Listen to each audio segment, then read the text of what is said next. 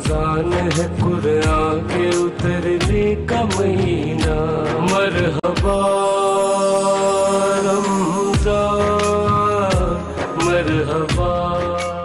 बिस्मिल्लाहिर्रहमानिर्रहीम। सच सुनने, सच चाहने, सच बोलने और सच से वाबस्ता रहने वाले नाज़रीन की खिदमत में अस्सलामु अलैकुम।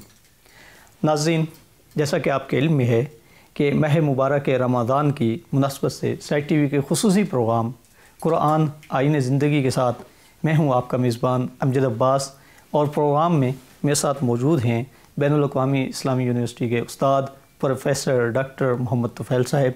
आप मारूफ़ दानिश्वर हैं। इसी तरह पाकिस्तान के मारूफ़ दीनी दानिश्वर मुतरजम मुहक्किक उस्ताद जनाब सैयद साकिब अकबर साहब ये भी मौजूद हैं। हमारी खुशकिस्मती है कि ये साहिबान इल्म अपना वक्त निकालते हैं और हम माह मुबारक रमज़ान की मुक़द्दस साअतों में इनसे इस्तिफ़ादा करते हैं। यकीनन तफ़क्कुर, गौर व फ़िक्र करना, सोचना, चीज़ों को समझना, इसकी बड़ी अहमियत है। हत्ता कि कहा यह जाता है कि इबादत से ज़्यादा अहमियत गौर व फ़िक्र करने की है, कि हो सकता है कि एक लम्हे के गौर व फ़िक्र के नतीजे में आदमी की काया पलट जाए, उसका सारा फ़िक्री सांचा, उसके जो आमाल हैं, उसकी जो तरबियत है, वो एक नए नहज पे और दुरुस्त नहज पे हो जाए, आदमी बदल जाए पूरे का पूरा।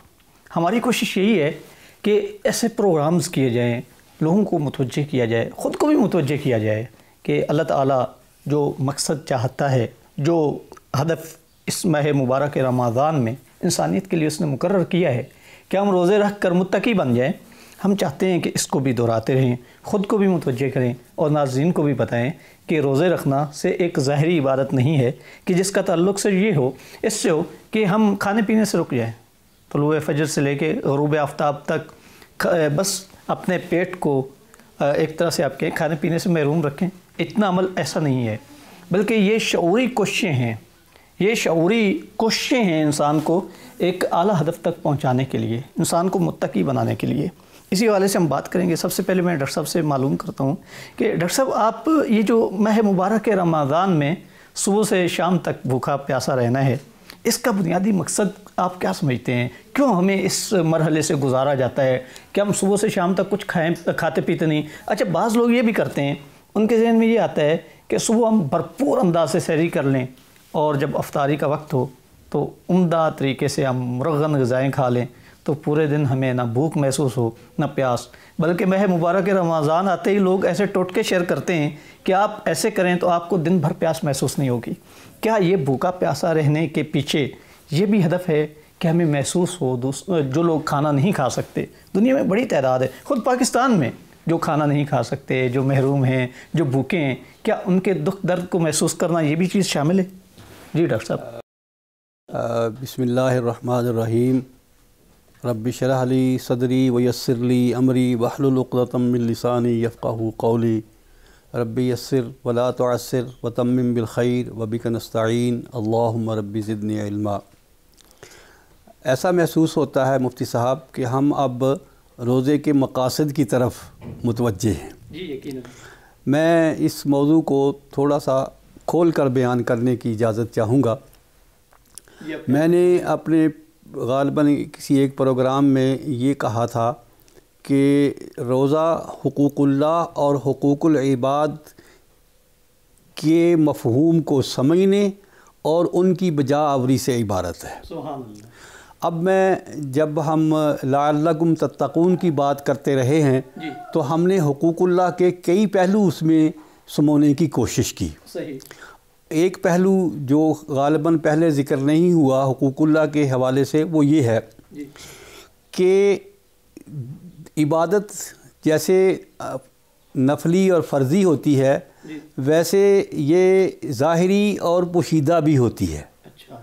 नमाज एक ज़ाहिरी इबादत है,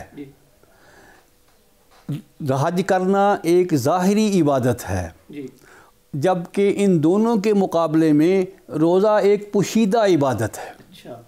पोशीदा इबादत बाईं तौर है कि ये मेरा और मेरे खालिक का मामला है। सही। आप तसव्वुर कीजिए कि आप एक कमरे में अकेले सोए हुए हैं, आपके पास खाने पीने की तरह तरह की अशिया की फरावानी है, हर तरह के मशरूबात भी मौजूद हैं, لیکن آپ ان میں سے کسی کی طرف کھانا تو درکنار نظر اٹھا کر بھی نہیں دیکھتے. یہ کیوں ایسا کرتے ہیں آپ، جبکہ آپ کھانے پر قادر ہیں اور منطقیوں اور فلسفیوں کی تعریف میں متحرک ارادہ بھی ہیں، اور جو چاہیں آپ کر گزرتے ہیں اور وہ ہو جاتا ہے. یہ اللہ کی جو کن فیکون کی صفت ہے اس کا ایک مظہر ہے انسان. لیکن انسان وہاں کچھ نہیں کھاتا کیونکہ وہ روزے سے ہے، اور روزے کا مطلب یہ ہے کہ اس نے اپنے خالق سے یہ کمٹمنٹ کی ہے کہ میں تیرے حکم کی بجاوری میں جو تو کہے گا وہ کروں گا، جو تو چھوڑنے کا کہے گا وہ چھوڑ دوں گا، جو اپنانے کا حکم دے گا وہ میں اپنا لوں گا. کیونکہ میں نے آپ نے جائز حلال ہونے کے باوجود مجھے کہا ہے کہ رمضان المبارک کے 29 یا 30 دنوں میں تم دن میں کچھ نہیں کھاؤ پیو گے، لہٰذا میں تیری رضا جوئی میں تجھے راضی کرنے کے لیے اور تیری ہی بارگاہ میں اپنی جبین نیاز جبین جھکانے کے لیے میں اس میں سے کچھ نہیں کھا رہا ہوں. یہ ہے وہ ایک اور پوشیدہ پہلو کہ جو صرف بندہ اور اللہ جانتا ہے. اگر میں وہاں اکیلا بیٹھ کے کھا لوں تو کس کو علم ہے کہ میں نے کھا لیا ہے؟ اللہ کے علاوہ کسی کو علم نہیں تھا کہ میں نے کھا لیا ہے یا پی لیا ہے یا نہیں کیا. اسی طرح یہ روزہ جو ہے وہ حقوق العباد کا بھی محافظ اور ضامن ہے. حقوق العباد میں سب سے پہلے ہم بات کریں گے بھوک اور پیاس کی. انسان کے لیے جس طرح زندہ رہنے کے لیے ہوا کی ضرورت ہے، غالباً دوسرا درجہ پانی کو حاصل ہے، کیونکہ قرآن نے کہا ہے وَجَعَلْنَا مِنَ الْمَاءِ كُلَّ شَيْءٍ حَيٍّ. یہ ایک سے زیادہ مرتبہ قرآن نے یہ فلسفہ بیان کیا ہے، یہ حقیقت بیان کی ہے کہ انسان اس کائنات، اس روئے زمین پر جو زندگی ہے وہ پانی کی محتاج ہے. اس میں ایک دلچسپ حقیقت یہ بھی ہے کہ جو ہوا ہے وہ پانی سے زیادہ ضروری ہے، لیکن وہ صرف جاندار چیزوں کے لیے، جبکہ پانی جاندار، غیر جاندار، جمادات، نباتات اور انسان اور حیوان سب کے لیے ضروری ہے. تو اس لیے پانی پینا انتہائی ضروری ہے. جب ہم پانی نہیں پیتے ہیں روزے کے درمیان تو ہمیں اللہ کی توفیق سے یہ سبق ملتا ہے روزے سے کہ جن لوگوں کو پانی زندگی میں میسر نہیں ہوتا، یا ان کی ضرورت سے کم پانی انہیں ملتا ہے، یا انہیں صحت مند پانی نہیں ملتا ہے، ان کی زندگی میں کیا کمیاں پیدا ہوتی ہیں اور کیا مشکلات ہوتی ہیں ان کی زندگی میں ہوتی ہیں، اور ان کی صحت پہ کیا مضر اثرات مرتب ہوتے ہیں. ہم اس کو جانچیں. تو جب ہم پانی نہیں پیتے ہیں تو ظاہر ہے ہمیں پیاس بھی لگتی ہے، ہمارے ہونٹ بھی خشک ہوتے ہیں، بعض اوقات ہونٹوں پر پیپڑیاں بھی جم جاتی ہیں، اور پانی کی ضرورت کے لیے ہم بے چین اور نڈھال ہوتے ہیں. تو یہ وہ لمحہ ہوتا ہے جب اللہ تعالیٰ ہمیں یہ سکھا رہا ہوتا ہے، روزے کے ذریعے سے ہمیں یہ بتا رہا ہوتا ہے کہ جن لوگوں کو پانی میسر نہیں ہے وہ اس مشکل میں مبتلا ہیں، لہٰذا جن لوگوں کو پانی ضروری، ان کے پاس زیادہ ہے ضرورت سے، وہ ان کو پانی فراہم کرے. بہت خوبصورت. اسی طرح جب ہم کھانا نہیں کھا رہے ہوتے، یعنی ایک جو زیادہ سے زیادہ لمبے سے لمبا روزہ ہمارے اس خطے میں 16 گھنٹے کے قریب ہوتا ہے. جب ہم 24 گھنٹوں میں سے 16 گھنٹے کھانا نہیں کھاتے ہیں تو یقیناً ہمیں بھوک بھی لگتی ہے، جسم بھی نڈھال ہوتا ہے، اور جسم جو ہے وہ مادی چیزوں کی، ٹھوس چیزوں کا مطالبہ بھی کرتا ہے. لیکن ہم اس ساری بھوک کی کیفیت سے یہ محسوس کر رہے ہوتے ہیں کہ دنیا میں بے شمار انسان ایسے ہیں جو پاورٹی کی لائن یعنی غربت کی لکیر سے نیچے ہیں، اور وہ لوگ اپنے بچوں کو اور اپنے آپ کو اتنا کھانا فراہم نہیں کر سکتے کہ وہ صبح شام پیٹ بھر کر کھا سکیں. تو ہمیں ان بھوکوں کی یاد آتی ہے. اور پھر جب ہم یہ بھی محسوس کرتے ہیں کہ جب ہم اپنے میاں بیوی والے معاملات میں تھوڑی دوری اختیار کرتے ہیں تو ہمیں اس بندے کی مجبوری اور معذوری سے اطلاع ملتی ہے کہ جو اپنے مجرد زندگی گزار رہا ہے اور اسے زندگی کی تمام سہولتیں میسر نہیں ہیں. بھی ہم متوجہ ہو جاتے ہیں. جی تو اس بڑی خوبصورت انداز میں بات کو آگے بڑھا رہے ہیں. اسی سلسلے کو ہم آگے بڑھائیں گے. سید ثاقب اکبر صاحب، ڈاکٹر صاحب نے بڑی خوبصورتی سے روزے کو حقوق العباد اور حقوق اللہ دونوں سے جوڑا ہے. اچھا، میں یہاں پہ آپ سے خصوصی پیغام بھی لینا چاہوں گا کہ یہ جو پیاس کی بات انہوں نے کی ہے، کہ ہم روزہ جب رکھتے ہیں تو ہمیں پیاس کا احساس ہوتا ہے. پاکستان کی اگر میں بات کروں تو کہا یہ جاتا ہے کہ ایک بڑی آبادی ہے, ایک بڑی آپ کہہ لیں کہ بہت سے ایسے علاقے ہیں جہاں لوگوں کو یا تو پینے کا پانی دستیاب نہیں, یا جو وہ لوگ پانی پیتے ہیں وہ صاف نہیں. آج جو بیماریاں بڑھ رہی ہیں بالخصوص کینسر, اس کے حوالے سے کہا جاتا ہے کہ اس اور یرکان کا سبب آلودہ پانی ہے. تو یہاں جہاں ہم روزے میں خود کھاتے پیتے نہیں ہیں, اپنی پیاس کا ہمیں احساس ہوتا ہے, کیا روزہ ہمیں اس جانب وادار کرتا ہے کہ اس ملک میں, اس خطے میں, اس سرزمین میں جہاں لوگوں کے لیے پانی کی مشکلات ہیں, یا پانی ہے نہیں, یا صاف پانی نہیں, تو جو آدمی جتنی صلاحیت رکھتا ہے, جتنی اس کی استطاعت ہے, مثلا ایک آدمی کے پانی کا بندوبست کر سکتا ہے, وہ ایک علاقے میں نلکا لگوا سکتا ہے, ایک آدمی ہے وہ زیادہ بڑے پیمانے پر یہ کام کر سکتا ہے. کیا آپ سمجھتے ہیں کہ روزہ یہ میسیج دیتا ہے کہ ہمیں یہ کام کرنا ہے؟ دیکھیں, میرا خیال یہ ہے کہ روزہ جو ہے, جس میں چونکہ جن چیزوں سے بچنا اور اجتناب کرنا ضروری ہوتا ہے, وہ انسان کی ناگزیر ضروریات ہیں جس کے بغیر انسان نہیں رہ سکتا, جیسا کہ پروفیسر صاحب نے اس پہ وضاحت سے بیان فرمایا. یہاں سے ہمیں جہاں انڈیویجولز کی طرف ہماری توجہ ہوتی ہے کہ ایک بھوکے پہ کیا گزرتی ہے, ایک پیاسے پہ کیا گزرتی ہے, باقی پہلوؤں سے بھی جب ہم متوجہ ہوتے ہیں تو وہاں یہ جو آپ سوال اٹھاتے ہیں نا, یہ بڑا ایک ہمہ گیر پیغام اس میں موجود ہے. دیکھیں, ایک تو یہ ہمیں پتہ چلتا ہے کہ پانی کی اتنی قدر ہے کہ پانی کو ہم ضائع نہ کریں. پھر یعنی پہلا مرحلہ کہ جو موجود ہے ہمارے وطن میں, ہمارے علاقے میں, ہمارے گھر میں, پانی, ہم اس پانی کو ضائع نہ کریں. ہمارے پاک پیغمبر نے یہاں تک فرمایا کہ اگر آپ فرات کے کنارے وضو کر رہے ہوں تو بھی وہاں پر پانی ضائع نہ کریں. آپ نے ارشاد فرمایا کہ جنگوں کے دوران میں جو پانی آپ کو ملے, ان پانیوں میں زہر ملا کر اس کو خراب نہ کریں. جو درخت آپ کو پھلدار یہ ملیں, سایہ دار, ان درختوں کو نہ کاٹیں, مگر یہ کہ جنگی ضرورت اور اس کا تقاضا ہو اس کی حفاظت کریں, فصلیں نہ اجاڑیں. تو اس کا مطلب یہ ہے کہ یہی, چونکہ یہی اناج اور یہی پانی ہماری باقی بھی ساری زندگی کی لوازمات کو جو ہے وہ پورا کرتا ہے. اب یہاں پہ یہ ہے کہ میں تو ایک انڈیویجول ہوں, میں ایسے اللہ کے نیک بندوں کو جانتا ہوں کہ جو ایک گلاس پانی انہوں نے بھرا ہے اور پینے کے لیے تو 2 گھونٹوں پیے, باقی انہوں نے ڈھک کے رکھ لیا ہے کہ یہ پانی میں ضائع نہ کروں. ہاں, وضو کرتے ہوئے بعض اوقات ہم نلکا کھول لیتے ہیں, یہاں تک کہ جب تک وضو پورا نہیں ہوتا ہم وہ پانی جو ہے وہ ضائع کرتے رہتے ہیں. یہاں پہ اس موقع پہ روزوں میں ہمیں اس طرح متوجہ ہونا ہے کہ نہ ہم غذا ضائع کریں. ہمارے ہوٹلوں کے اندر, ہمارے خود گھروں کے اندر کتنی غذا ہے جو بچ جاتی ہے, اور دوسری طرف کتنے ہی لوگ ہیں جو بھوکے ہیں. تو پروردگار چاہتا ہے کہ ہم نے اپنی بھوک کے اثر اور درد کو محسوس کر لیا ہے, تو آپ بھوکوں کے درد کو ہم محسوس کریں.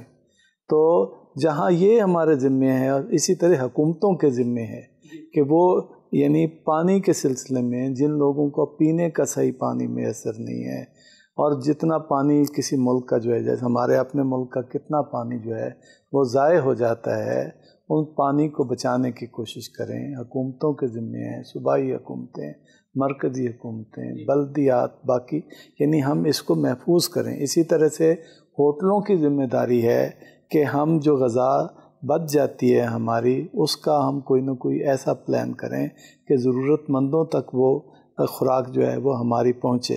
قرآن حکیم نے بہت زور دیا ہے غریبوں, مسکینوں, محروموں کو کھانا کھلانے کے سلسلے میں. سورہ انسان یا سورہ دہر میں ہے وَيُطْعِمُونَ الطَّعَامَ عَلَىٰ حُبِّهِ مِسْكِينًا وَيَتِيمًا وَأَسِيرًا. کہ اللہ کے نیک بندے کہا جاتا ہے کہ یہ حضرت فاطمہ الزہرا اور حضرت علی ان کے گھرانے کے بارے میں یہ سورہ مجیدہ جو ہے نازل ہوئی, جب انہوں نے ایک مسکین اور اسیر اور یطعمون الطعام علی حبہ, اللہ کی محبت میں جو کھانا کھلاتے ہیں مسکین, یتیم اور اسیر کو, اور پھر ان سے کہتے ہیں ہم تم سے کوئی شکریہ کا بھی تقاضا نہیں کرتے, تو ان کی اللہ تعالیٰ نے تعریف کی ہے. تو اسی طرح سے اگر آپ دیکھیں تو وہ ارأیت الذی یکذب بالدین فذلک الذی یدعو الیتیم ولا یحض علی طعام المسکین فویل للمصلین الذین هم عن صلاتهم ساہون۔ وہاں بھی یہ کہا گیا ہے کہ وہ شخص گویا آخرت کو، قیامت کو، خدا کے حضور پیشی کو جھٹلاتا ہے کہ جو یتیم کو جو ہے وہ دھکے دیتا ہے، مسکین کو کھانا کھلانے کی ترغیب نہیں دیتا۔ تو یہ یتیم اور مسکین کو کھانا کھلانے کی ترغیب، یہ روزے کے اندر چھپا ہوا پیغام موجود ہے کہ ہم نے سمجھا ہے اس دوران میں روزہ رکھ کے۔ اچھا، اس سے یہ وہ سوال کا بھی ضمناً جواب آ گیا، اللہ چاہتا ہے کہ ہم پیاس کا اور بھوک کا مزہ چکھیں، اگر ہم نے نہیں چکھا تو پھر اتنا کچھ جو ہم بیان کر رہے ہیں آپ کی خدمت میں، روزے کے فوائد اور بھوکا اور پیاسا رہنے کے فوائد، جب ہم نے بھوک اور پیاس کو چکھا ہی نہیں تو ہم نے وہ فائدہ کیا حاصل کیا؟ مجھ سے بعض اوقات ہوتا ہے نا، بچے کہتے ہیں، کوئی اور کہتا ہے یار بڑی بھوک لگ گئی روزے میں، تو میں کہتا ہوں روزے کا مقصد پورا ہو رہا ہے۔ اگر آپ کو بھوک لگ گئی ہے، اگر آپ کو پیاس ستا رہی ہے تو اسی پہ صبر کرنا ہے۔ یہی تو آپ کو سکھایا گیا ہے کہ آپ اس کو چکھیں، پیاس اور بھوک کا مزہ، تاکہ آپ بھوکوں اور پیاسوں بہت عمدہ، بہت خوبصورت انداز میں آپ نے یہ بات کی۔ یہاں پہ ہم ایک بریک لینا چاہیں گے، بریک کے بعد یہیں سے سلسلہ کلام کو دوبارہ شروع کریں گے۔ ناظرین تب تک پروگرام سے وابستہ رہیے گا۔ رمضان ہے قرآن کے اترنے کا مہینہ، مرحبا رمضان مرحبا۔ رمضان ہے قرآن کے اترنے کا مہینہ، مرحبا رمضان مرحبا۔ ویلکم بیک ناظرین۔ اچھا ڈاکٹر صاحب، آپ یہاں پہ کچھ اضافہ فرمانا چاہ رہے تھے۔ سید ثاقب اکبر صاحب نے جو آیت پڑھی تھی وَيُطْعِمُونَ الطَّعَامَ عَلَىٰ حُبِّهِ، اس کے ذیل میں آپ کچھ بیان فرمانا چاہ رہے تھے۔ جی بہت شکریہ مفتی صاحب۔ میں جناب ثاقب صاحب کے نقطے کو تھوڑا سا آگے بڑھاتے ہوئے، یہ جو سورہ دہر یا سورہ انسان کا حکم ہے وَيُطْعِمُونَ الطَّعَامَ عَلَىٰ حُبِّهِ مِسْكِينًا وَيَتِيمًا وَأَسِيرًا انما نطعمکم لوجہ اللہ لا نرید منکم جزاء ولا شکورا، انہوں نے بہت خوبصورتی سے اس کو بیان کیا۔ یہ تو حکم ہے عمومی زندگی کا، طعام و شراب کے حوالے سے، ایٹنگ اینڈ ڈرنکنگ کے حوالے سے رمضان کے خصوصی احکام ہیں۔ میں اس کی بات کرنا چاہ رہا تھا۔ وہ بات یہ تھی کہ اللہ تعالیٰ کے نبی علیہ الصلاۃ والسلام نے رمضان المبارک کے بارے میں اس کے حوالے سے خاص ارشادات فرمائے ہیں۔ پہلا ارشاد تو آپ کا یہ ہے کہ رمضان المبارک ایک ایسا مہینہ ہے جس میں روزہ داروں کے رزق میں اضافہ کر دیا جاتا ہے۔ تو اس کے کئی معنی اور مطالب ہمارے لوگوں نے، ہمارے اسلاف نے لکھے ہیں۔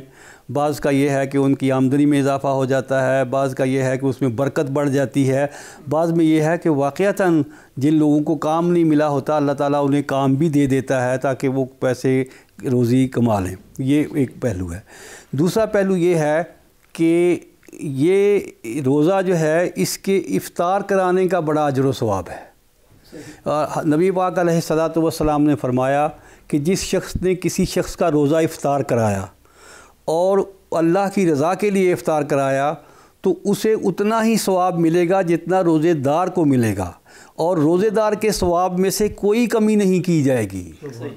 پھر یہ بھی آپ کا ارشاد ہے کہ رمضان المبارک میں جو آپ نفلی عبادت کرتے ہیں اس کا ثواب آپ کو فرضوں کے برابر ملتا ہے۔ تو اس لیے یہ رمضان المبارک میں اللہ کی راہ میں خرچ کرنے کی خاص ترغیب دی گئی ہے اور خاص رعایت کی گئی ہے۔ اس پہلو سے میں یہ کہنا چاہوں گا کہ ہماری اس کائنات میں جب انسان بستا ہے، جہاں کہا جاتا ہے کہ اس وقت 6 ارب کے قریب سانس لینے والے انسان بستے ہیں، مجھے جو اطلاع ہے ممکن ہے وہ صحیح ہو یا نہ صحیح ہو، لیکن بہرحال 35% آبادی انسانوں کی ایسی ہے جو پاورٹی لائن سے بلو ہے، اور وہ اور ان کی فیملیز اور ان کے بچے رات کو پوری خوراک کھا کر نہیں سوتے۔ رمضان المبارک میں جو ہم دن میں خوراک نہیں کھاتے ہیں اس سے ہمیں ان لوگوں کا شعور اور احساس ملتا ہے کہ جن لوگوں کے پاس کھانے پینے کو نہیں ہے ان کی زندگی کس طرح دوبر ہوتی ہے اور کس طرح مشکلات کا شکار ہوتی ہے۔ اس حوالے سے ہمیں یہ شعوری کوشش کرنی ہے کہ ہم کم از کم پانی اور کھانے کا ایکول ڈسٹریبیوشن کا اہتمام کریں، انتظام کریں۔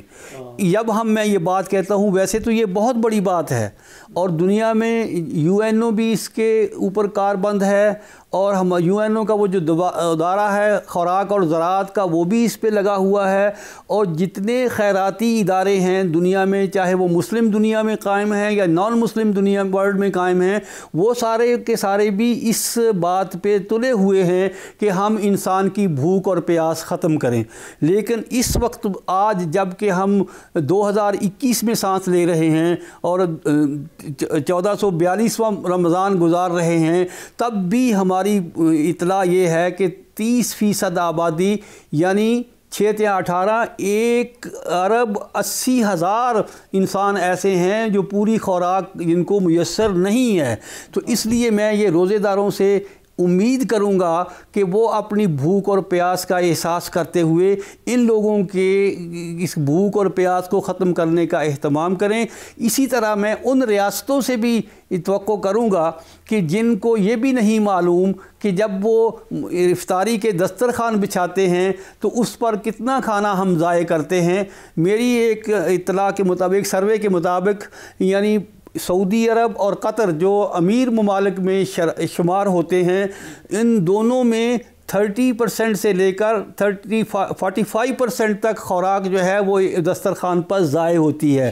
تو میں یہ کہنا چاہوں گا کہ اس خوراک کو آپ بچائیں، آپ ضرور اللہ کی راہ میں خرچ کریں، ضرور افطار کرائیں۔ میں اس میں امیر غریب سبھی کو شامل ہونے کی اجازت ہے، سب اس افطار میں حصہ لیں، لیکن جو خوراک ضائع ہوتی ہے اس کو محفوظ کر کے، اس کو بچا کر، جیسے آپ قربانی کا گوشت غریب ممالک میں بھیجتے ہیں ویسے افطاری کا سامان بھی غریب ممالک کو بھیجیں، تاکہ وہاں کے جو لوگ گرسنہ ہیں، بھوک سے بلک رہے ہیں، اور ان کو خوراک مل جائے، اور جب ان کو اچھی خوراک ملے گی تو وہ روزے بھی بہتر طریقے سے رکھ سکیں گے۔ تو اس لیے میں UN کو بھی، OIC کو بھی، اور یہ جو رابطہ العالم الاسلامی ہے، ان تینوں بڑے اداروں کو یہ کہنا چاہوں گا کہ وہ ایسا کوئی میکانزم ڈیولپ کریں کہ جس کے ذریعے سے ہم جو تھوڑے بہت اللہ کی راہ میں خرچ کرنے کے اہل انسان ہیں، یا ملک ہیں، یا آرگنائزیشنز ہیں، وہ ان ملکوں میں رمضان سے پہلے خوراک پہنچائیں جہاں یہ خوراک میسر نہیں ہے۔ ڈاکٹر صاحب بہت خوبصورتی سے آپ نے یہ میسیج دیا ہے کہ ماہ مبارک رمضان ہمیں بہترین موقع مہیا کرتا ہے کہ ہم دوسروں کی بھوک پیاس کا احساس کریں، خیال کریں، اور شعوری کوششیں کریں کہ ہم انسانیت کے دکھ دردوں کا مداوع کر سکیں۔ کاش یہ آپ کی بات کو عالمی سطح پر سنا جائے، کم از کم پاکستان کی حد تک لوگ اگر سمجھ لیں۔ اچھا سید ثاقب اکبر صاحب، میں آپ سے یہ جاننا چاہوں گا کہ ایک امیر آدمی ہے، مالدار ہے، وہ تو ایسے کر سکتا ہے کہ سحر و افطار کا اہتمام کروائے، لوگوں کو کھانا کھلائے، اچھا بھوکوں کے لیے بندوبست کرے۔ ایک غریب آدمی جو مخلص ہے، جو جس کے اور مفلس بھی ہے، جس کے پاس خود کچھ خاص نہیں ہے، کیا وہ بھی اس کا حصہ بن سکتا ہے؟ وہ لوگوں کی دلجوئی کیسے کر سکتا ہے؟ وہ کیسے کھلا پلا سکتا ہے دوسروں کو؟ کیا وہ اس اجر سے محروم رہے گا جو آپ نے بیان کیا کہ اس ماہ مبارک میں دوسروں کو کھانا کھلانے کا بڑا ثواب ہے؟ سوال ہے، میں آپ سے عرض کروں کہ نبی پاک سے بھی یہ سوال کیا گیا تھا جب آپ نے فرمایا نا کہ افطاری کا اتنا ثواب ہے کہ جو کسی نے روزہ رکھا ہوا ہے تو افطار کروانے والا اس کو اتنا ہی ثواب اس کو بھی ملے گا اور اس کا بھی کم نہیں ہوگا۔ تو کسی نے یہ سوال کیا آپ سے، صحابی نے، کہ یا رسول اللہ جن کے پاس مال و دولت نہیں ہے تو وہ کیسے اس ثواب کو حاصل کر سکتے ہیں؟ تو آپ نے فرمایا چاہے کھجور کے ایک دانے سے، یعنی آپ کو وہ دانہ ایک میسر ہے تو آپ وہ دانہ بھی اگر کھلائیں گے تو امیر کے زیادہ کھانا کھلانے جتنا ہی ثواب جو ہے وہ آپ کو ملے گا، یعنی جو آپ کو میسر ہے وہ آپ اللہ کے راستے میں خرچ کریں۔ اسی طرح جو آپ نے سحری اور افطاری کی بات کی، یہاں ایک اہم نقطے کی طرف اشارہ میں کرنا چاہتا ہوں، وہ یہ ہے کہ بہت رواج ہے، اور چونکہ حدیث شریف میں بھی آیا ہے تو افطاری کا بہت رواج ہے ہمارے ہاں، اور اچھا ہے، افطاری کا فرمان کا یہ مطلب نہیں ہے کہ سحری کے وقت جو ہے ہم لوگوں کو بھول جائیں۔ ہماری ایسی مسجدیں اس وقت بہت زیادہ ہیں جہاں لوگ روزانہ نام لکھواتے ہیں کہ میں فلاں تاریخ کو میں افطاری کراؤں گا، مسجد کے نمازیوں کی فلاں میں کرواؤں گا، یعنی لوگ مساجد میں آ کے تاریخ بک کرواتے ہیں اپنی افطاری کروانے کے لیے۔ اور ایسا بھی مجھے پتہ چلا کہ لوگ رہ جاتے ہیں اور دن 29 یا 30 ختم ہو جاتے ہیں اور افطاری کروانے کے آرزو مند رہ جاتے ہیں۔ تو میں یہاں پہ آپ کے توسط سے سچ کے ناظرین کے ذریعے سے یہ پیغام دینا چاہوں گا کہ مسجدوں سے بڑھ کے کوئی جگہ خوبصورت نہیں ہے کہ آپ سحری کا بھی انتظام کریں۔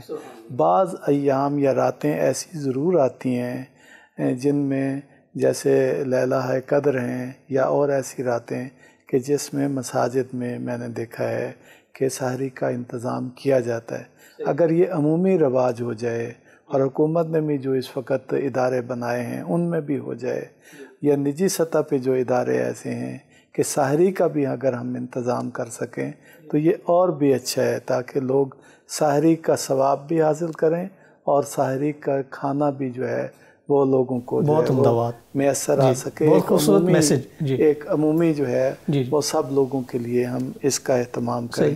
اچھا سید صاحب، میں آپ کی اجازت سے اس میں ایک اپنا ایک نئی چیز پاکستان میں متعارف پہلے سے تھی لیکن اب وہ ایک فارمل وے میں متعارف ہو گئی ہے۔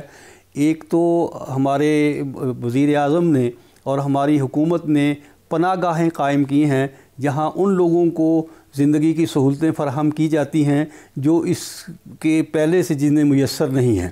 دوسرا، ایک دسترخوان کا کنسیپٹ ہمارے ملک میں بہت رواج پا رہا ہے۔ یہ جو پناہ گاہ ہے یہ اس میں کھانا پینے کے علاوہ رہائش کا تصور بھی ہے، لیکن جو دسترخوان ہے اس میں صرف کھانے کا تصور ہے، صرف وہاں کھانا پینا فراہم کیا جاتا ہے۔ تو میں جو ادارے، افراد اور انجمنیں، تنظیمیں دسترخوان کا اہتمام کرتی ہیں، میں ان سے یہ توقع کروں گا کہ وہ جیسے افطاری کا اہتمام کرتے ہیں ویسے وہ سحری کا بھی اہتمام کریں، تاکہ جن لوگوں کو روزہ رکھنے کے لیے کھانے پینے کی ضرورت ہے وہ کھا پی کر روزہ رکھ لیں، اور جن کو افطار کے وقت ضرورت ہے وہ افطار کے وقت اس سے استفادہ کر لیں۔ اور جو عمراء ہیں جن کے پاس اللہ تعالیٰ نے بہت مال دیا ہوا ہے وہ اس طرح کے مزید ادارے قائم کریں۔ میں اخوت فاؤنڈیشن سے بھی یہ توقع کرتا ہوں کہ وہ اپنے پروگرام میں بھی سحری اور افطاری کے اہتمام کو لازم بنائیں۔ اچھا پروفیسر صاحب، ایک منٹ میں مفتی صاحب، جو پروفیسر صاحب نے فرمایا کہ دیگر ممالک جہاں پہ یعنی اللہ نے جن کو زیادہ دولت سے نوازا ہے وہ لوگوں کو مختلف ممالک میں جو نسبتاً پسماندہ ہیں ان تک جو ہے وہ روزوں کا مہینہ شروع ہونے سے پہلے، اب تو خیر جاری ہے، اب دوران میں بھی غذا فراہم کریں لوگوں کو تاکہ وہ افطاری یا سحری کا بندوبست اپنے لوگوں کے لیے کر سکیں۔ بعض فقہا نے وہ جو قربانی کے جانوروں کے گوشت دوسرے ممالک میں بھیجے جانے یا ضرورت مندوں تک پہنچانے کی اجازت دی ہے، تو وہ بھی میرا خیال ہے بڑا ایک اچھا پیغام اس کے اندر باقی یہ بھی اہم مسئلہ ہے جو آپ بیان کر رہے ہیں۔ تو میرا خیال یہ ہے کہ اس کا بھی ہمیں اہتمام کرنا چاہیے، اور عید کے آنے سے پہلے اگر لوگوں کے لیے اس کا بھی بندوبست ہو جائے، ان کا لباس بھی اور اسی طرح سے جوتے بھی اور باقی ضروریات بھی اور خوراک بھی، تو یہ اور بھی زیادہ اچھا ہوگا۔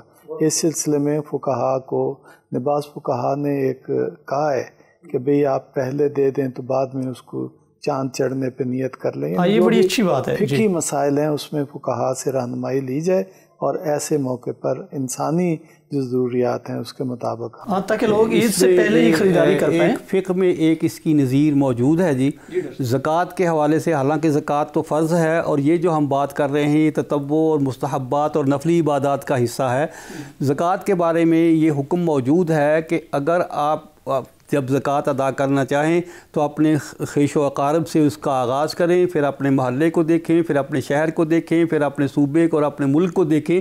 اگر ان سب مراحل کے بعد آپ کے پاس کوئی زکوٰۃ بچ رہتی ہے تو وہ آپ دوسرے ممالک میں بھیج سکتے ہیں۔ تو ہم یہی بات عرض کر رہے ہیں حکومتوں سے اور بین الاقوامی تنظیموں سے، انٹرنیشنل آرگنائزیشن سے، کہ جب ان کے پاس اپنے ممالک میں سے خوراک اور لباس اور ضروریات زندگی وافر مقدار میں بچ رہیں تو وہ ان ملکوں کو فراہم کریں یہاں یہ چیزیں پہلے سے موجود نہیں ہیں۔ تو اس کی فقہی نظیر پہلے سے زکوٰۃ کے حوالے سے موجود ہے۔ اس کو میں سمجھتا ہوں کہ فقہا کو اور مفتیین کو کوئی اس پہ انکار نہیں ہوگا کہ اس کو ہم وسیع تر مفہوم میں لے کر دوسرے ممالک تک وسیع کر دیں۔ بہت اچھی بات۔ اچھا سید ثاقب اکبر صاحب، یہاں میں آپ سے ایک اور بات بھی جاننا چاہوں گا۔ ابھی ہم بات کر رہے تھے اجتماعی سحر و افطار کی، ٹھیک ہے، لیکن یہ جو موجودہ سچویشن ہے جس سے ہم گزر رہے ہیں کورونا کی، اس کے ہوتے ہوئے تو شاید یہ بہت مشکل ہو۔ آپ کیا فرماتے ہیں کہ جس طرح ہم یہ کوشش کرتے ہیں کہ افطاری ایک کروا دیں، کیا یہ ممکن ہے کہ ہم اس وقت میں افطاری سے پہلے، سحری سے پہلے لوگوں کے گھروں میں یہ سامان پہنچانا شروع کریں؟ مثلا ایک دن میں یہ کروں کہ اپنے پڑوس میں چند لوگوں کو جن کی میں چاہ رہا تھا کہ ایک ہی دسترخوان پہ افطاری کرواؤں یا سحری کرواؤں، ہم ان کے گھروں میں یہ سامان بھیج دیں تاکہ خود بھی کورونا سے محفوظ رہیں اور ہم دوسروں کو بھی بچائیں۔ آپ کیا فرماتے ہیں؟ دیکھیں مفتی صاحب، پہلے بھی جب یہ کورونا کا آغاز ہوا تو ہم نے پاکستان میں دیکھا کہ لوگوں نے بے پناہ غلہ اکٹھا کیا، باقی یہاں تک کہ کپڑے بھی اکٹھے کیے اور ضرورت مندوں تک وہ پہنچایا، اور یہ بڑی یعنی پورے ملک گیر ایک سلسلہ جو ہے قربانی کا، اظہار کا جذبہ ہم نے دیکھا۔ تو میرا یہ خیال ہے اس میں جہاں آپ سمجھیں کہ اس طرح سے ممکن نہیں ہے، ویسے تو ایس او پیز کے ساتھ ملحوظ رکھ کے یہ کام جاری رہنے چاہیے دسترخوان وغیرہ کے، لیکن اگر جہاں پہ یہ ممکن نہ ہو یا اس کے ساتھ ساتھ اگر ممکن ہو تو یہ سلسلہ بھی کیا جا سکتا ہے۔ اچھا، اس کا بھی ویسے ہی اجر ملے گا؟ کیونکہ ہمارے ہاں بعض لوگ یہ سمجھتے ہیں کہ شاید کا کوئی اللہ میاں نے دینا ہے اور اس کے ہاں کسی چیز کی کمی نہیں، بندے کا وہ دیکھتا ہے اللہ تعالیٰ، یعنی نیت دیکھتا ہے، اس کا خلوص دیکھتا ہے، اس کا تقویٰ دیکھتا ہے، چاول نہیں دیکھتا۔ سبحان اللہ۔ ناظرین، یہ سلسلہ کلام اس طرح جاری رہے گا، یہاں پہ ہم ایک بریک لیتے ہیں، آپ ہمارے ساتھ وابستہ رہیے گا۔ رمضان ہے قرآن کے اترنے کا مہینہ، مرحبا رمضان مرحبا، رمضان ہے قرآن کے اترنے کا مہینہ، مرحبا رمضان مرحبا۔ ویلکم بیک ناظرین، پروگرام میں ہمارے ساتھ موجود ہیں پروفیسر ڈاکٹر محمد طفیل۔ آپ معروف سیرت شناس ہیں، آپ ماہر فقہ بھی ہیں، آپ کے بڑے علمی مقالہ جات ہیں، آپ معروف شخصیت ہیں۔ اس طرح پروگرام میں میرے ساتھ موجود ہیں جناب سید ثاقب اکبر، آپ بھی معروف محقق، دانشور اور رہنما ہیں، آپ کی بھی بڑی خدمات ہیں۔ ہم دونوں صاحبان علم سے کسب فیض کر رہے ہیں۔ ابھی ہم بات کر رہے تھے ماہ مبارک رمضان کے حوالے سے، روزے کے حوالے سے، روزے کی اخلاقیات پہ ہم نے بات کی۔ ابھی ہم یہاں پہ جاننا چاہیں گے کہ سر آپ یہ بتائیے گا ڈاکٹر طفیل صاحب کہ روزے میں یہ جو نیت کی بات کی جاتی ہے، بلکہ حدیث میں بھی ہے انما الاعمال بالنیات، کہ اعمال کا تعلق نیات سے ہے۔ اچھا، یہ کیا روزے کی کوئی خاص نیت ہوتی ہے؟ مثلا ماہ مبارک رمضان میں روزے رکھنا ہے تو جب ہم سحری کا وقت ہو جاتا ہے تو باقاعدہ کوئی الفاظ ہوتے ہیں نیت کے، یا آپ کیا فرماتے ہیں یہ تہیہ کرنا ہے کہ میں روزہ رکھنا چاہتا ہوں؟ میرا یہ خیال ہے کہ میں ان پہلوؤں پہ بھی آپ سے آپ کی رائے لے لوں کہ ناظرین کے لیے یہ بڑی آسانی ہو جائے گی کہ نیت سے کیا مراد ہے اور نیت کیسے کی جاتی ہے؟ عربی میں ہوگی، اپنی لوکل زبان میں ہوگی، یا یہ دل سے ارادہ کرنا ہے؟ کیا فرماتے ہیں آپ؟ بہت ہی اچھا سوال ہے، اور یہ عملی اور پریکٹیکل ایک ہماری زندگی کا ایک حصہ ہے۔ اللہ تعالیٰ تو بہت غفور الرحیم ہے، اور وہ انہ علیم بذات الصدور بھی ہے، جو ہمارے دلوں میں ہے، جو کسی کو معلوم نہیں۔ یعلم خائنۃ الاعین وما تخفی الصدور، وہ تو ہماری آنکھوں کے اشاروں کو بھی سمجھتا ہے اور ہمارے دلوں میں چھپی ہوئی باتوں کو بھی جانتا ہے۔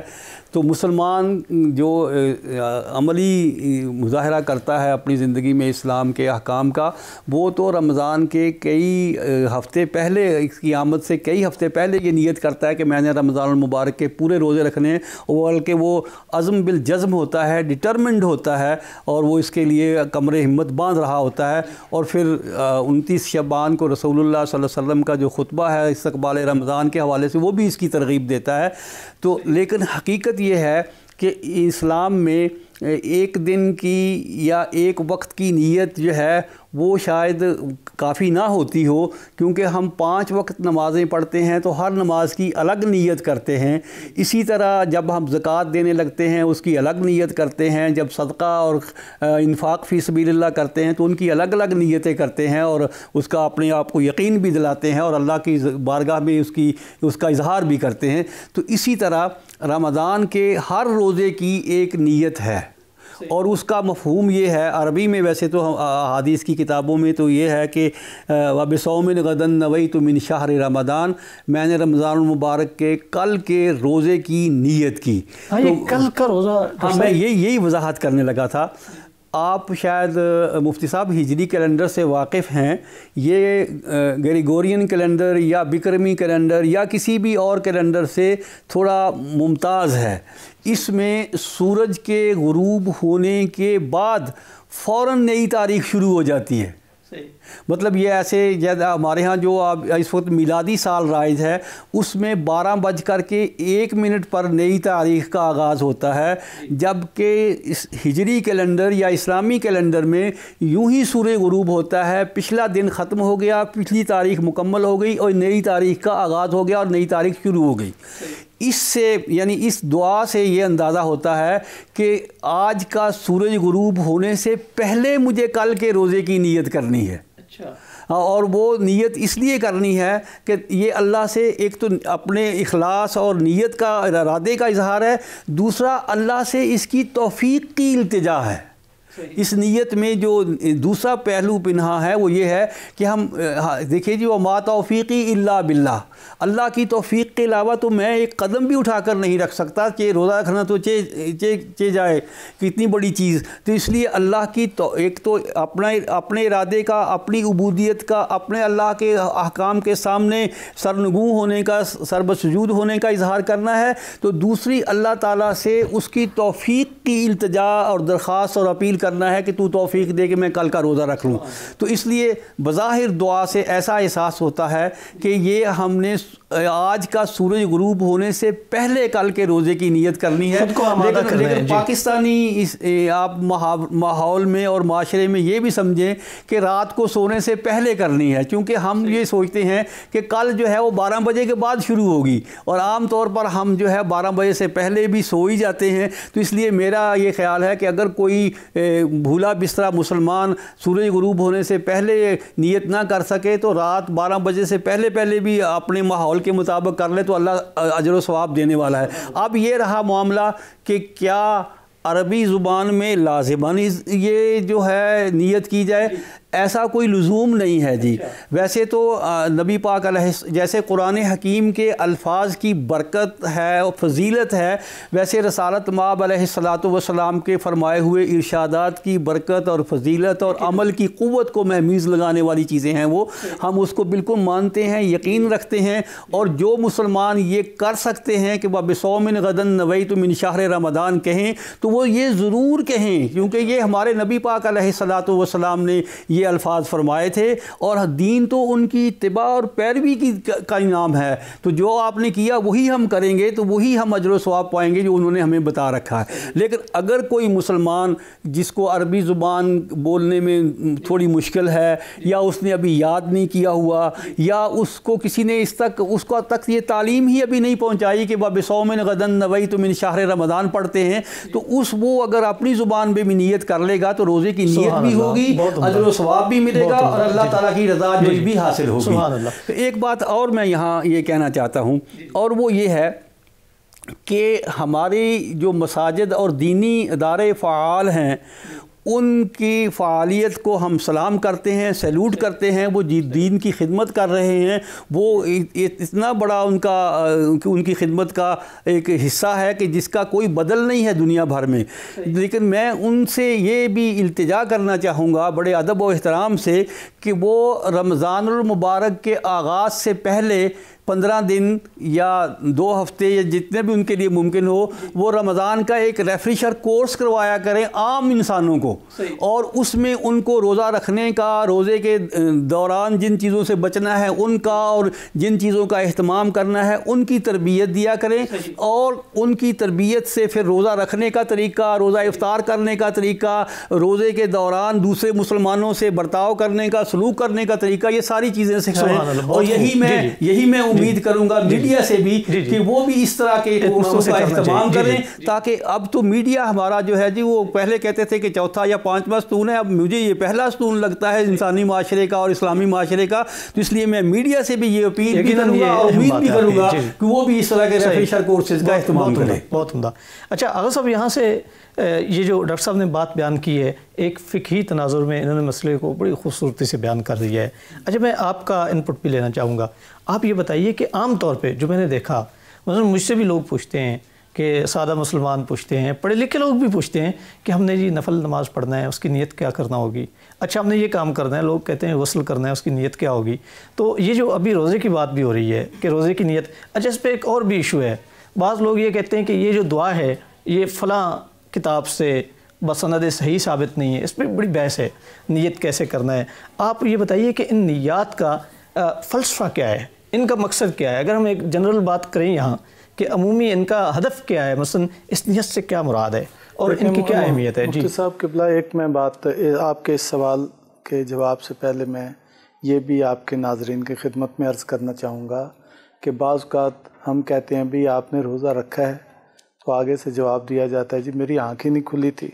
اچھا، یہ بڑا عجیب جواب ہے۔ ہاں یہ بھی اہم آپ سے یہ نہیں کہا گیا کہ آپ کھانا ضرور کھائیں، یعنی سحری کھانا آپ پر فرض یا واجب نہیں ہے، روزہ رکھنا فرض ہے آپ پر۔ یعنی اگر آپ سحری نہیں کھا سکے تو بھی روزہ فرض ہے، اس کو آپ ترک نہیں کر سکتے سوائے ان شرائط کے ساتھ جو خود شریعت نے، قرآن حکیم نے بیان کر دی ہیں۔ لہٰذا یہ کوئی عذر نہیں ہے کہ جی میری آنکھ نہیں کھلی، میں سحری نہیں کھا سکا۔ سحری کھائی ہے یہ نہیں کھائی، آپ سے کہا گیا ہے کہ وہ سفید دھاری جو صبح فجر کے وقت نمودار ہوتی ہے اس سے پہلے تک کھا سکتے ہیں، یہ نہیں کہا گیا کہ عین اس وقت تک کھاتے رہیں۔ یہ بڑی اہم نقطہ ہے، ہمارے ہاں ایک غلط فہمی جو ہے وہ پائی جاتی ہے کہ اس کا تعلق سحری سے ہی جوڑا جاتا ہے کہ سحری کی ہے تو روزہ رکھیں، سحری نہیں کی تو روزہ نہیں رکھیں۔ میرا خیال ہے کہ کلی طور پہ میں پروفیسر صاحب کے فرمودات کی میں تائید کرتا ہوں کہ یہ جو کلمات معصور ہیں یعنی اور منقول ہیں یا مروی ہیں حضرت صلی اللہ علیہ وآلہ وسلم سے، ان کی برکت سے بالکل انکار نہیں کیا جا سکتا، لیکن نیت کا تعلق آپ کے قلب سے ہے، آپ کے ارادے سے ہے، نیت کا تعلق الفاظ سے نہیں ہے۔ اگر آپ نے الفاظ ادا بھی کر دیے اور آپ کا قلب اور ارادہ اس میں شامل نہیں ہے تو یہ الفاظ کا ادا کرنا کفایت نہیں کرتا۔ اصل مسئلہ آپ کا دل کے ساتھ، ارادے کے ساتھ اس کو اختیار کرنا یا کسی کام کا جو ہے وہ انجام دینا ہے۔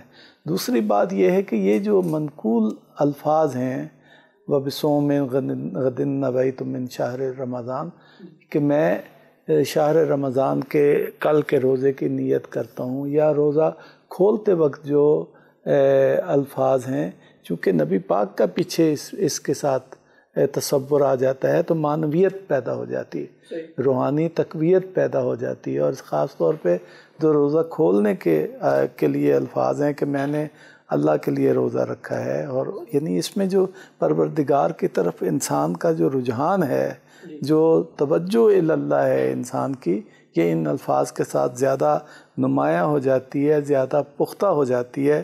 اور چونکہ قرآن میں دیکھیں یہ جو آیت شروع ہوتی ہے نا، یا ایھا الذین آمنوا کتب علیکم الصیام، یہ جو یا ایھا الذین آمنوا ہے نا، یہ بہت اہمیت رکھتا ہے۔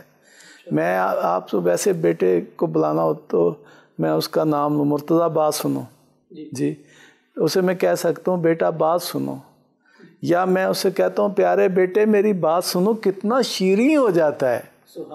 یعنی جب ایک میں احساس کرتا ہوں کہ میرے اللہ نے مجھے مومن کہہ کے ایمان والا کہہ کے جو ہے وہ خطاب کیا ہے، تو میری ایک روح اس کے ساتھ کیسے ایک خدا کی طرف میری محبت جو ہے اس کو ابھارتا ہے اللہ تعالیٰ، یا ایھا الذین آمنوا کہہ کے۔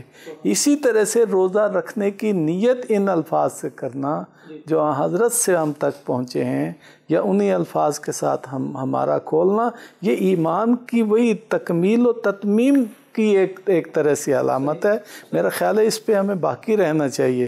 جو مناجات، جو دعائیں، جو طریقے، جو یہ چیزیں آداب منقول ہیں اور معصور ہیں، یہ ہمارے لیے ہمیں ہدف کو بیان کرتے ہیں، بہت عمدہ، لیکن یہ کہ روزہ ہو جاتا ہے ان الفاظ کی ادائیگی کے بغیر اور آپ کے ارادے اور نیت سے۔ یعنی آپ کا اصل عمل دخل آپ کی نیت کا ہے، آپ کے ارادے کا ہے، اس میں کوئی شک نہیں مفتی صاحب، کہیں یہ بات نہیں چھوڑنی کہ عبادت قربتاً اللہ ہوتی ہے، اللہ کی خاطر ہوگی، اس کی رضا کی نیت سے اور اس کی رضا اور اس کے حکم کے سامنے سر جھکانے کی ڈاکٹر صاحب، اور آپ نے دونوں نے بڑی خوبصورتی سے بیان کر دیا کہ اگر آدمی کو عربی میں نیت کرنا نہیں آتی تو اگر وہ قربت کی نیت رکھتا ہے کہ اللہ کی خاطر وہ یہ کام انجام دے رہا ہے تو یہ بہت ہو جائے گا۔ اچھا ڈاکٹر صاحب، وقت ہمارے پاس بہت کم ہے، میں آپ سے بلکہ وقت تو ختم ہوا چاہتا ہے، آخری بات میں آپ سے جاننا چاہوں گا وہ یہ کہ عام طور پہ یہ تصور ہے کہ روزے دار کے منہ کی جو سمیل ہے، بو ہے، اس کا بھی اجر ہے، تو لوگ یہ سمجھتے ہیں کہ شاید روزے دار کو مسواک سے معافی دی گئی ہے،